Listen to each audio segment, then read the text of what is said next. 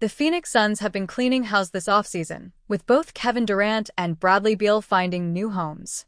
The Beal move was especially important, albeit painful as the franchise had to buy him out, as it brought the Suns under both aprons, which then allowed a needed move like this to happen, which has put them in position to be linked with the few remaining players who are looking for large extensions with their current teams, but have yet to receive them. Jonathan Kuminga of the Golden State Warriors is one such individual, and there have been rumored links between the 22-year-old and Phoenix. Kuminga returning to Golden State works for Suns. NBA insider Jake Fisher recently jumped on Bleacher Report's podcast on all things NBA offseason, so naturally Kuminga's future was going to come up. Fisher has been one of the leading voices in updating fans on Kuminga's future, and as you can see from the video below, he actually expects Kuminga to sign a short-term deal to go back to San Francisco. This is excellent news for the Suns. This deal is being done because the Warriors, who are supposedly holding out for a first-round draft pick, young player with upside and no bad contracts in return, have yet to be offered that kind of deal. Which is why we've already said the Suns shouldn't have been put off by that kind of asking price, because with the market the way it is, it doesn't seem the Warriors will get that. So, if Kuminga goes back to the Warriors, on something like a 2-year deal that pays him $20 million annually, all that is going to do really is drive the cost to acquire him down even further. Everybody knows that franchise doesn't want him, and that he wants to be paid a figure he's not going to get there, which is why a split will eventually happen even if he goes back. Fisher also noted the important detail that whatever deal Kuminga signs will be trade eligible for next season. This would suggest the Warriors want to move on from this situation as soon as they can, and that will inevitably lead to them lowering the asking price. It's not nearly as attractive, but Grayson Allen looks like he would be an ideal fit in the Warriors system. Perhaps some combination of him, Nick Richards, Royce O'Neal, and a couple of seconds ends up being the best offer the Warriors receive. If nothing else, all of those players are veterans and none are on particularly long or expensive contracts either, allowing Golden State to wipe the slate clean on this whole Kuminga experience. The Suns also know from when they traded DeAndre Ayton just how different the market you think there is for a player is from the reality. Ayton was a former first overall pick who had anchored a defense all the way to the NBA Finals, and it netted Phoenix Allen and Jusuf Nurkic. If the Suns are serious about Kuminga, this is a positive update to get. The 2025 NBA offseason has already rewritten the league with many elite stars moving teams already.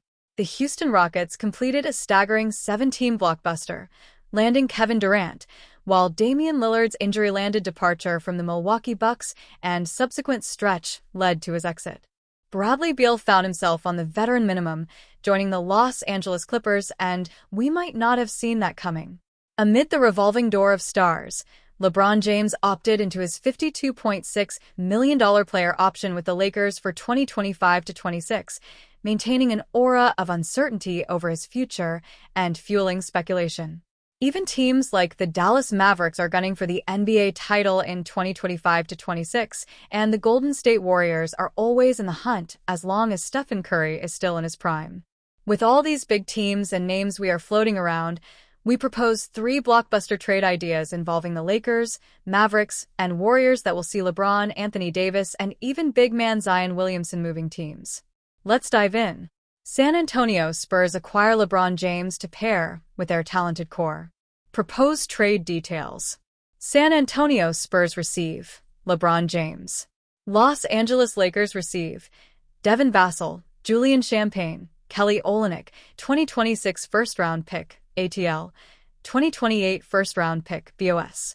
In this scenario, the San Antonio Spurs swing a jaw-dropping deal for LeBron James, pairing the 40-year-old superstar, 24.4 ppg, 7.8 rpg, 8.2 apg, with Victor Wembanyama, 24.3 ppg, 11.0 rpg, and De'Aaron Fox, 23.5 ppg, 6.3 apg, to crafting instant national relevance.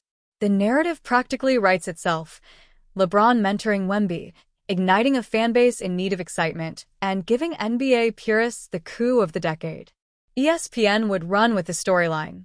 The prodigal king arrives in San Antonio, redefining their timeline in a single move. Spurs fans thirsty for a playoff identity get one blockbuster snap. For the Lakers, the return package, Devin Vassell, Julian Champagne, Kelly Olynyk, plus 2 first-round picks, 2026 pick via Atlanta, 2028 via Boston, reorients them toward youth and flexibility. Vassell offers cost-controlled upside at guard. Champagne adds rim protection, 9.9 ppg, 3.9 rpg, and Olynyk, 8.7 ppg, for 0.7 rpg, gives a veteran big body. This trade underscores LA's pivot to building around Luka Doncic and shedding cap strain. It's ruthless and forward-thinking. However, this deal carries a massive risk for both ends.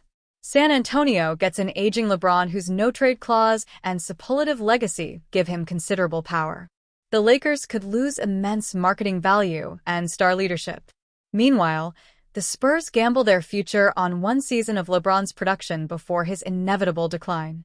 It's bold or delusional, depending on your view. Dallas Mavericks move Anthony Davis to the Boston Celtics. Proposed trade details. Boston Celtics receive Anthony Davis.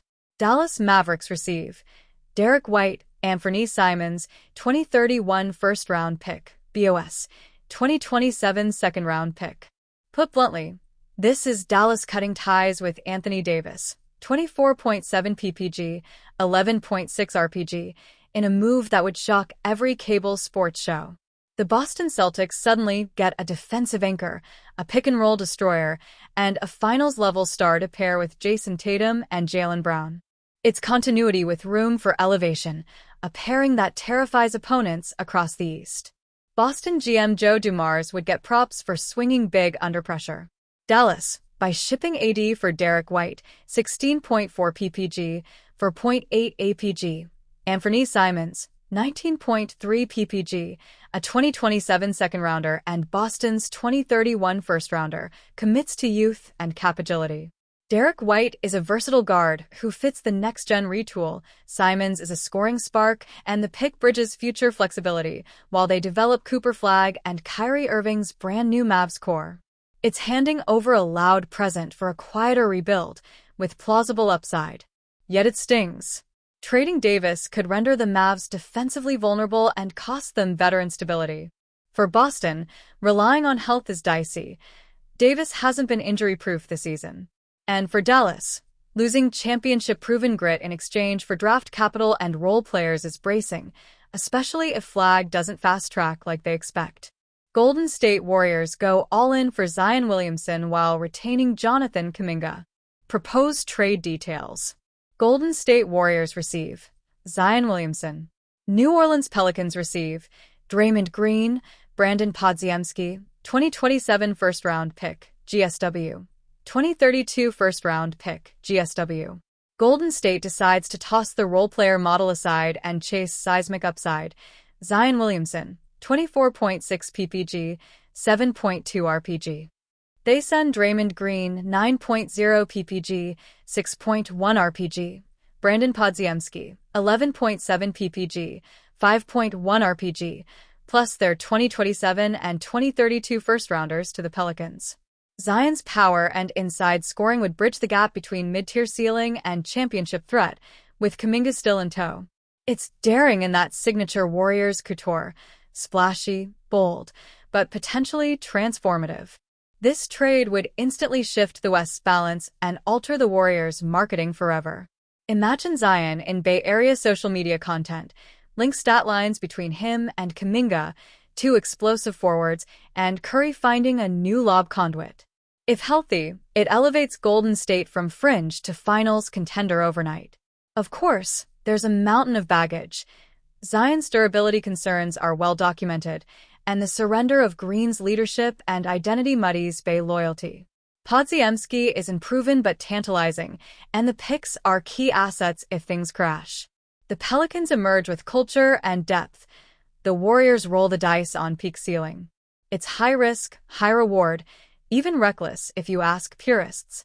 The Golden State Warriors are going to be asking a lot of a 39-year-old Al Horford next season, assuming the veteran center eventually signs with the franchise in free agency, as is widely expected. Young duo Tracy Jackson-Davis and particularly Quinton Post should be able to lessen the burden on Horford during the regular season, but they may not be ideal options come the playoffs if the 18-year veteran were to get injured or become physically worn down. The Warriors haven't been linked to many other veteran center options outside Horford this offseason, but that could change if surging buyout rumors come true, which would gift the franchise a dream insurance plan. Long-rumored trade target Nikola Vucevic could be a buyout candidate. Before Golden State narrowed their focus to Horford as a free agent, they'd spent considerable time strongly linked to 2X All-Star Nikola Vucevic as a veteran stretch five in the months leading up to February's trade deadline. Interest in trading for Vucevic has since quietened considerably, not only from the Warriors, but elsewhere across the entire league. The complete lack of trade market could lead to the Bulls actually executing a buyout with Vucevic instead, perhaps not now but during the course of next season. I think at this juncture we're probably more likely to see a Nikola Vucevic buyout mid-season than we are to see a trade, depending on how the market unfolds, depending on how injuries develop. There just really hasn't been much of a Nikola Vucevic trade market for a while, NBA insider Jake Fisher said on Thursday. Vucevic is on a $21.5 million expiring contract, which teams don't appear eager to trade for despite an impressive year last season where he averaged 18.5 points, 10.1 rebounds, and 3.5 assists on 53% shooting from the floor and 40.2% from three-point range. Defensive concerns are probably restricting external interest from Golden State and others, but that's much less of a problem if Vucevic became a free agent following a buyout. At the very least, the 34-year-old could offer another veteran presence who's arguably more offensively skilled than Horford, even if he doesn't offer anywhere near the same defensive versatility. Ensuring that Horford and Draymond Green aren't worn down over the course of the season will be vitally important to Golden State's hopes for success, so adding another big man option shouldn't be totally off the radar for the front office.